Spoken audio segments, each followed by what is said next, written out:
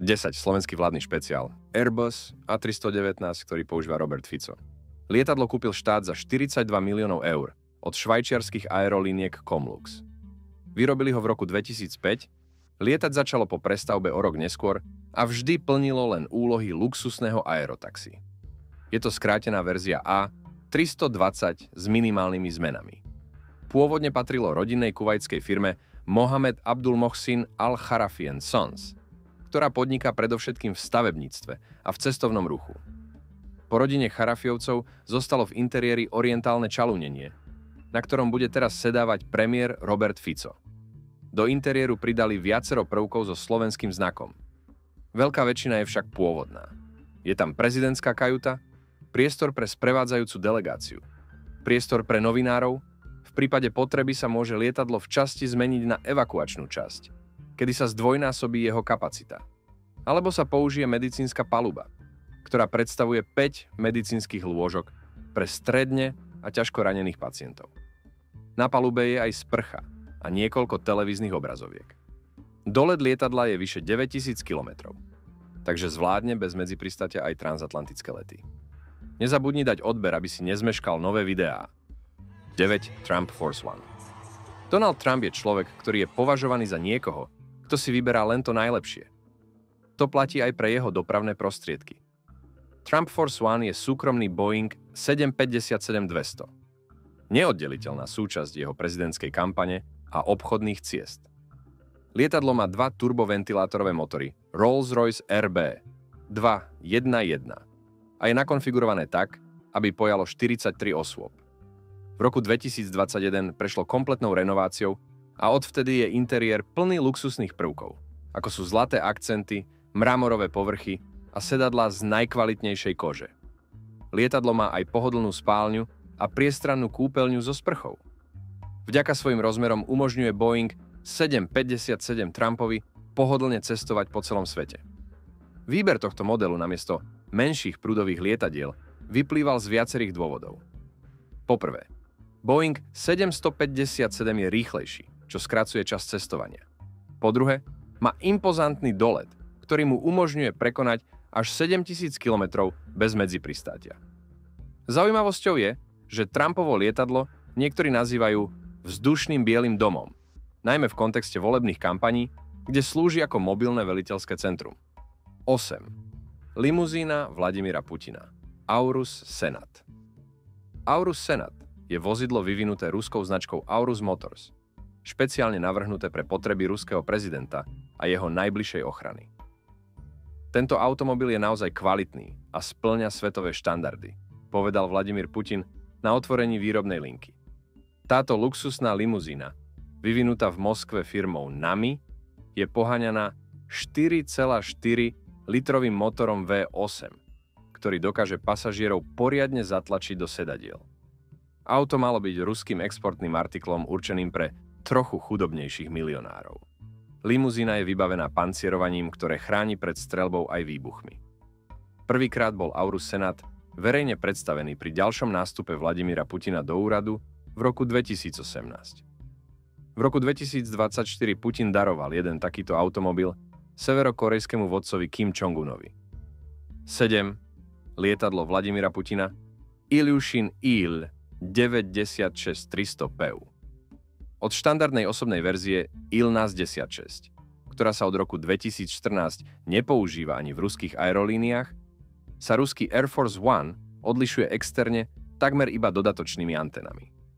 Vďaka týmto zariadeniam môže lietadlo nepretržite udržiavať šifrované spojenie, čo umožňuje riadenie krajiny či ozbrojených síl. Stojí za zmienku, že sériové Il-16 si získali povesť veľmi nespoľahlivých lietadiel s vysokou poruchovosťou, čo viedlo k tomu, že ich aerolínie prestali používať.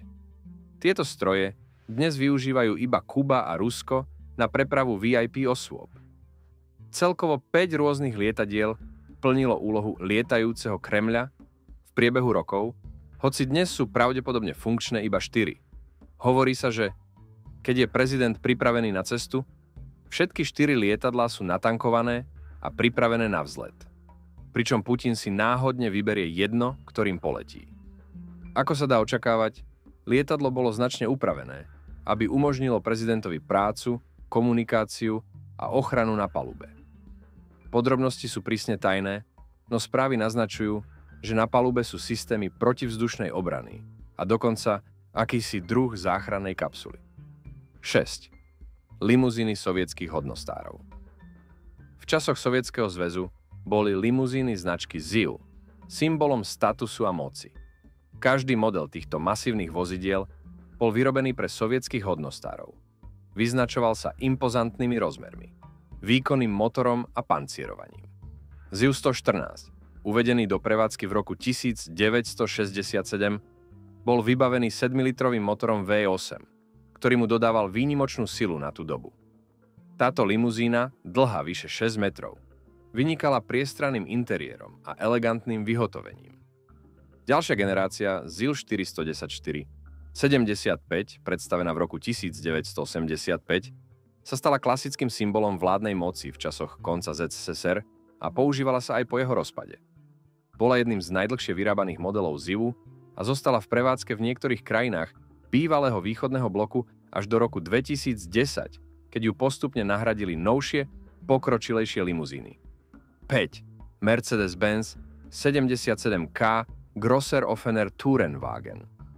Známy ako Super Mercedes, patril istému rakúskemu maliarovi a bol luxusným pancierovaným automobilom, ktorým od roku 1939 cestoval známy rakúsky maliar, vodca Nemecka v rokoch 1939 až 1945.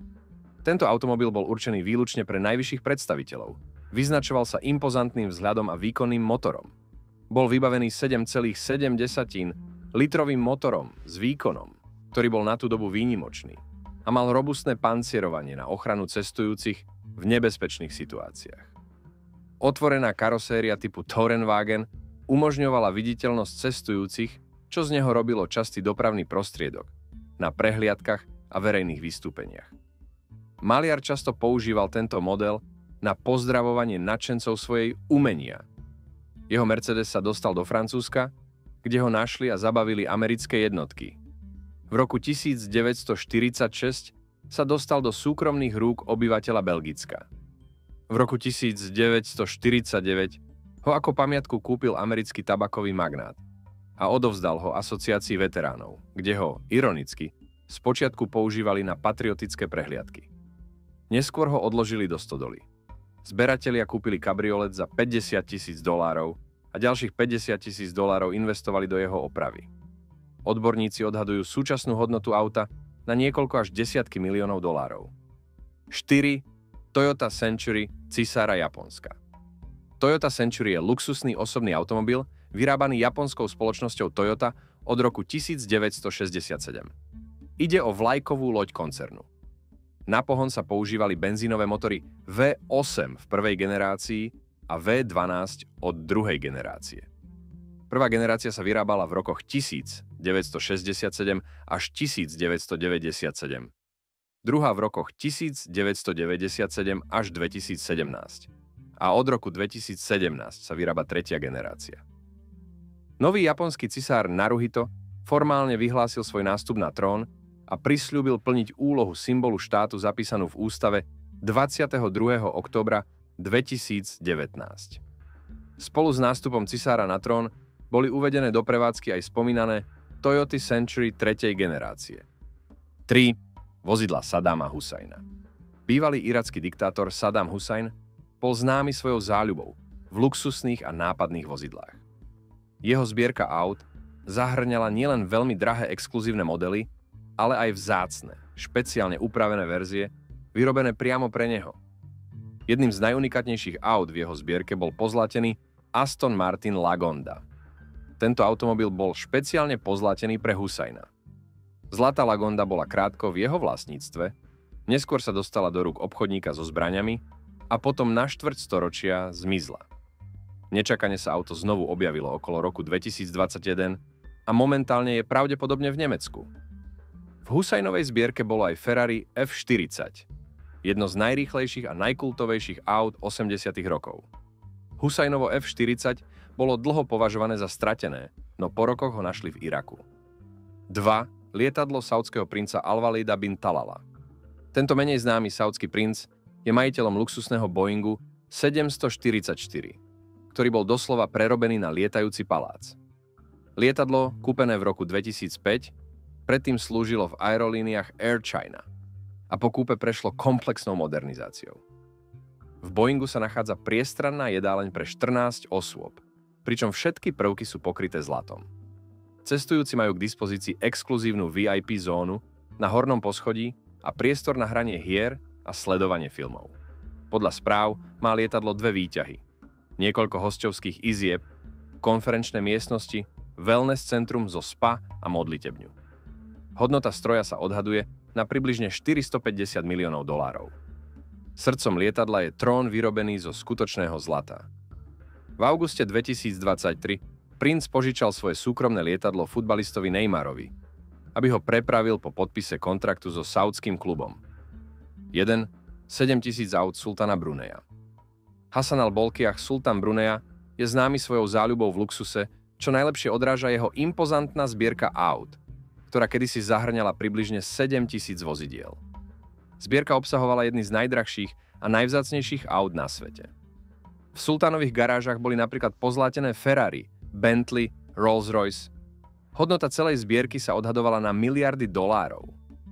V zbierke sultána boli aj unikátne modely vyrobené špeciálne na jeho objednávku, vrátane pozláteného Rolls-Royce, ktorý mu slúžil na ceremonie a oficiálne vystúpenia.